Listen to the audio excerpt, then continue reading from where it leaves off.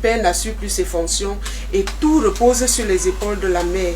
Au Cameroun, plus de 4000 femmes meurent chaque année en accouchant. To give the women a chance, both in the political and administrative posts. Nous voulons que la femme soit considérée comme un acteur important dans l'évolution sociale. La banane, non. Je vendais la banane, mais la banane ne donne pas. Avant c'était bien, mais maintenant là ça ne donne pas. Nous les mamans, on souffre maintenant. J'aimerais qu'on puisse revoir le prix de la césarienne à la baisse ou pourquoi pas un rendre gratuit. La vie est compliquée présentement. Même des petites comptines, on ne parvient pas à faire. Nous voulons qu'on améliore les conditions de vie des femmes au Cameroun. 2025, j'aimerais que la vie ne soit plus trop chère. I'm delighted to have you here today. We are celebrating International Day, dedicated especially to women on 8 March each year. The official themes retained both internationally and in Cameroon sufficiently show that the condition of women in general and Cameroonian women in particular deserves special attention. You are the majority of the population of our country. And as you know, this is not the first time I'm addressing you on the occasion of your day. I come to you this year in a particular context so that beyond the celebratory aspect, we discuss your specific situation and that of our country in general. I come as a husband, as a parent of women and girls, as a neighbor who, from earliest childhood, has watched the Cameroonian women at work day and night without break to feed her family and keep her head out of the water when the husband is unemployed, sick, or retired without a pension or with an unscented pension. While everyone agrees on this crucial role of the woman as pillar of the family and therefore of society, it is the woman who is the most severely hit by excesses in which our society is plunged in the face of a helpless or indifferent, even complicit government. Indeed, despite an estimated school enrollment rate at 75% nationwide, 50% of illiterate persons are women, still heavily affected by cultural burdens and lack of a specific government policy to deal with this situation. However, as I have always said, education is the key of the emancipation of women, their insertion in the modern production circuit, and their decisive contribution to the general progress of the country. Les femmes représentent plus de 50% de la population du Cameroun. Les mutilations féminines sont toujours une réalité au Cameroun. D'après la DW, 30% des Camerounaises originaires de l'extrême nord sont victimes de mutilations génitales. D'après le journal Investi au Cameroun, il existe une disparité entre les hommes et les femmes en termes de formation professionnelle. Selon les données de l'INS, avec seulement une proportion de 21,6%, les femmes sont moins nombreuses que les hommes à avoir suivi une formation professionnelle. L'égalité des sexes reste un mirage au Cameroun. La preuve, sur 70 ministres et assimilés, on dénombre 11 femmes seulement. Les femmes, qui selon les données disponibles constituent plus de 51% de la population et plus de la moitié de l'électorat, soit 55%, ne sont pas suffisamment représentées dans les cercles de décision au Cameroun.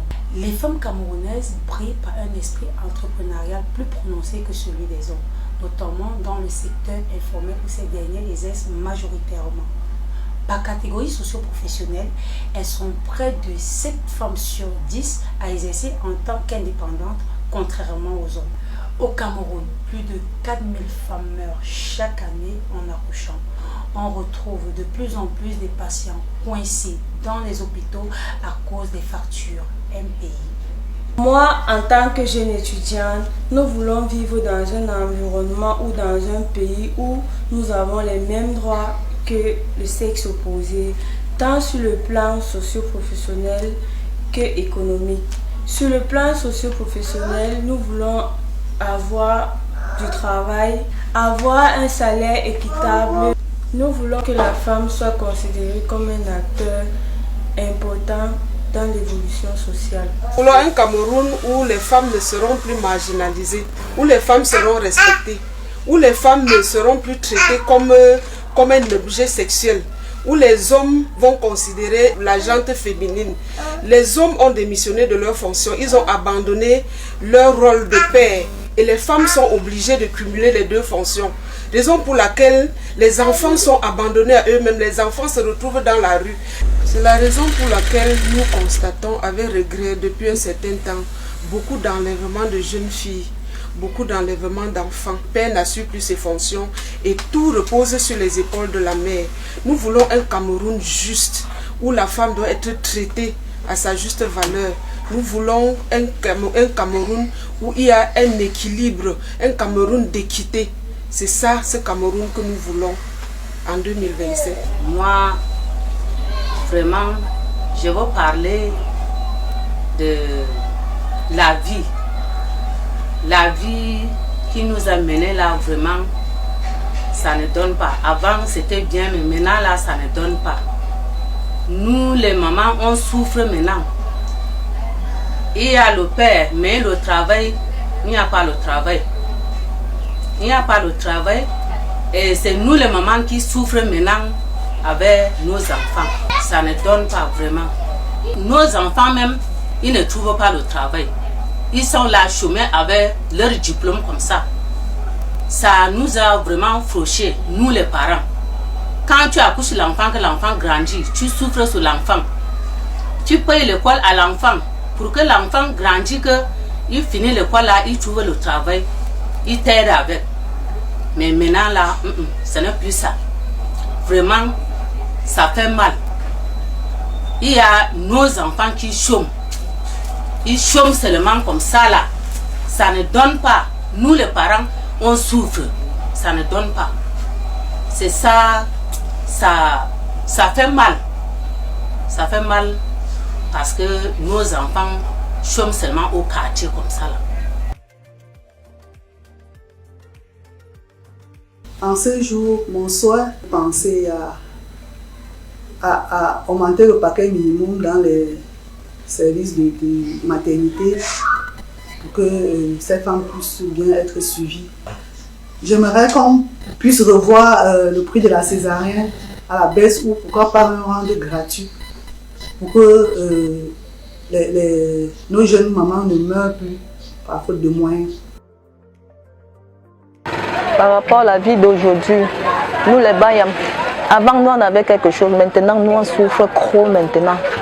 Nous sortons à 4 heures, nous abandonnons nos enfants dans la maison. Et des fois quand on arrive au marché, on ne trouve de rien. Et quand nous rentrons, on ne parvient pas à avoir 100 francs. La vie est compliquée présentement. Même des petites comptines, on ne parvient pas à faire.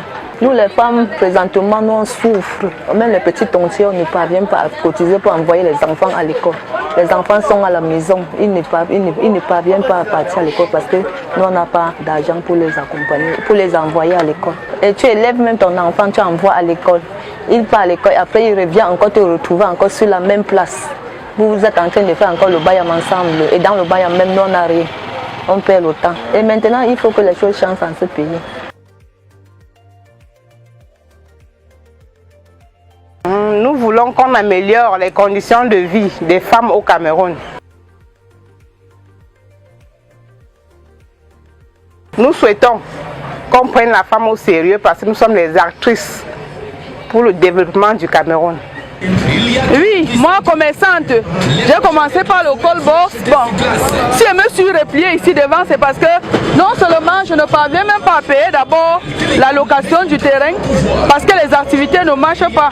Au départ, quand nous on faisait dans le col box, on avait une bonne rémunération. Aujourd'hui, pour avoir un peu d'argent, il faut miser gros. Et ce n'est pas aussi facile. Avec la conjoncture, la charge familiale et autres, le petit entre, on est obligé soit de se nourrir, de payer la scolarité des enfants et finalement on se retrouve sans rien.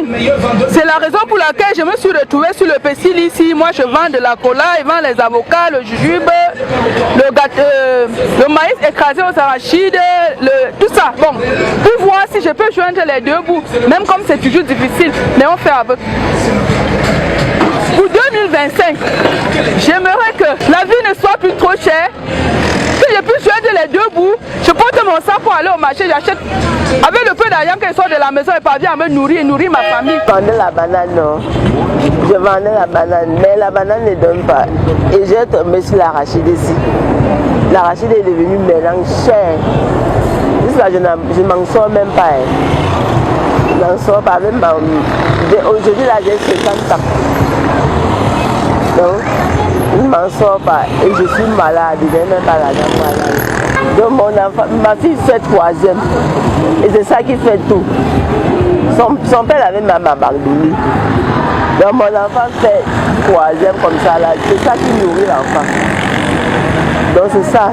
Tout, même sa pension, c'est ça qui fait.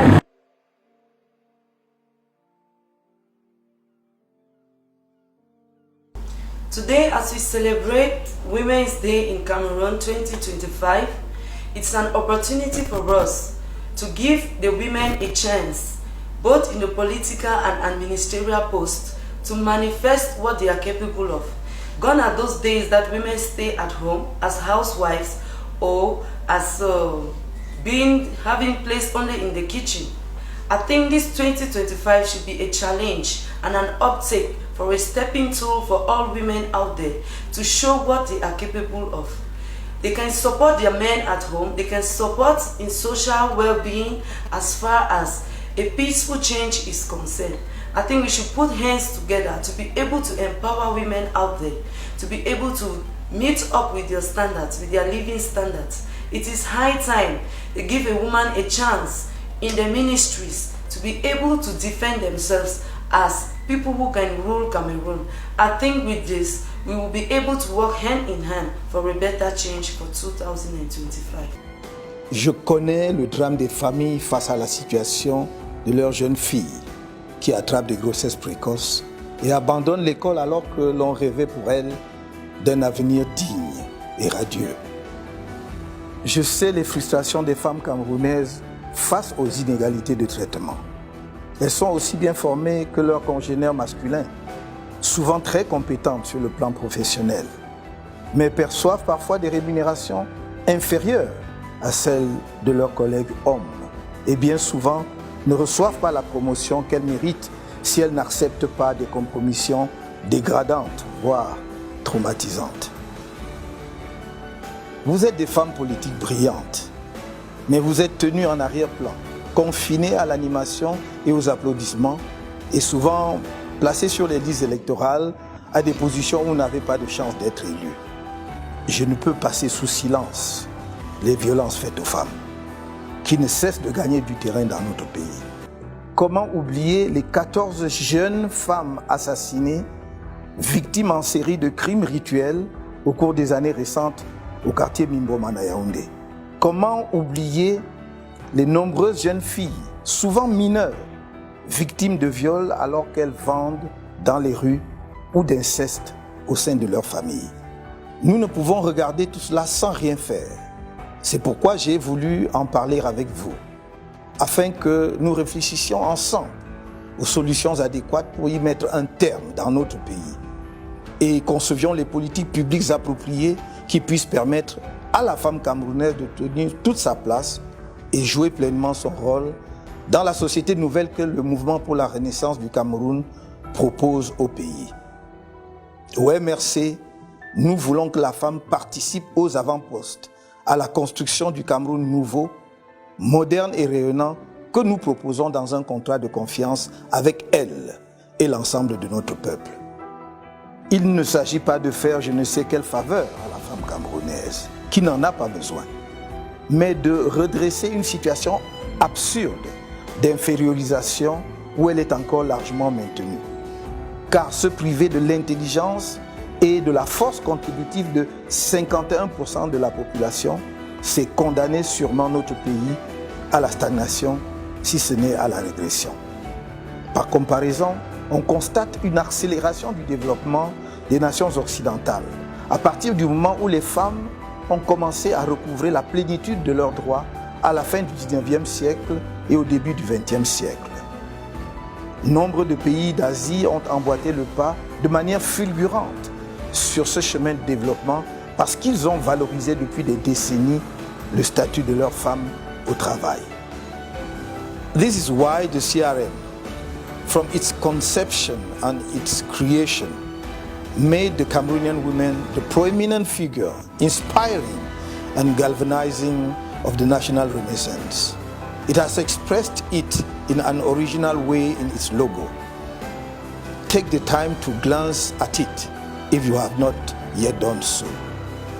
In the center of the setting, made of a blue sky, where the sun shines, there is a mobilized people, moving, led by a woman, but not any woman, a mother, dressed in a loincloth, tied above the chest, wearing a scarf in the purest Cameroonian tradition, and carrying her child firmly attached on her back in the African manner. With a haughty look, her gaze fixed on the horizon, she proudly wears the flag of the national renaissance and walks with a determined step towards the summit of the mountain, which she begins to climb. She leads men, young people, children and old people to victory.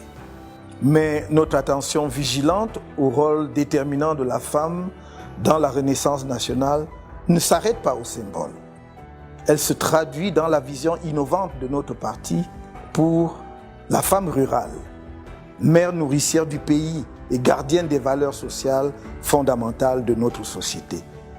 La femme Bayam Salam, Amazone des pistes rurales, qui brave les intempéries et les risques des OPEP pour approvisionner les marchés de nos villes en produits vivriers à des prix abordables pour les Camerounais, dont le pouvoir d'achat s'est réduit année après année comme une peau de chagrin.